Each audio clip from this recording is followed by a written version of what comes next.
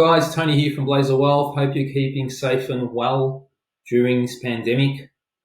Here in Melbourne, we're in week 4 of the 6-week lockdown. Numbers are starting to improve with infection rates below 100 today. So fingers crossed, in another couple of weeks, we'll be back with the rest of the country and able to reopen and trade from our office.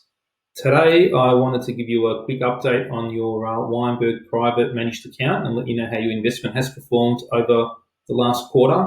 You'll notice below this video there'll be a link which will open up the report and give you some further information around the top 10 holdings within Australia, also overseas, and also a breakdown from a geographical and sector positioning standpoint as well. I'd like the opportunity to give you some key takeaways and highlights for the quarter. Now, with regard to the June quarter, it delivered a sizable gain for investors, with equity markets largely shrugging off the concerns around the pandemic, with governments and central banks showing a strong show of fiscal and monetary support.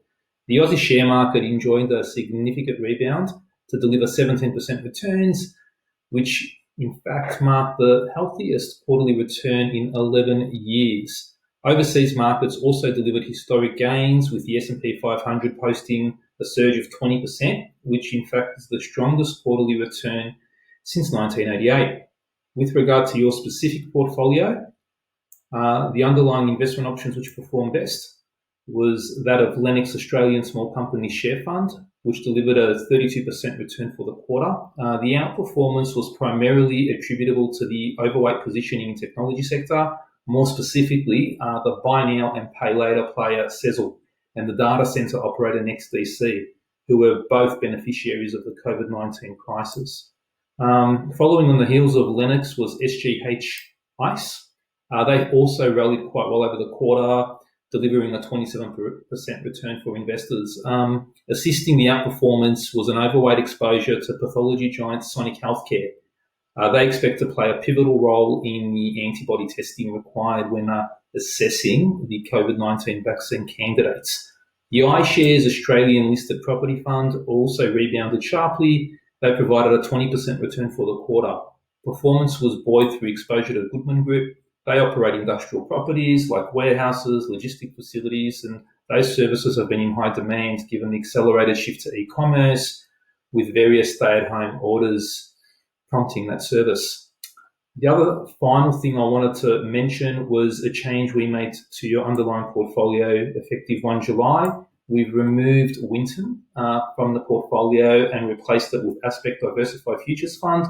Underpinning the decision was Winton's strategy to transition away from being a pure trend following strategy to incorporate a more diversified features.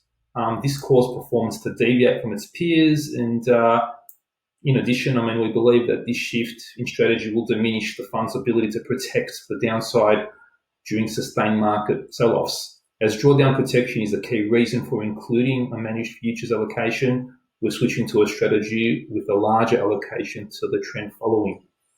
So I hope that update gives you a bit more information about what we've done over the last quarter, and the report is enjoyable for you to read. It's quite short and sharp and just gives you the key highlights. If you have any questions regarding your investments or your portfolios, please feel free to reach out to myself or the team.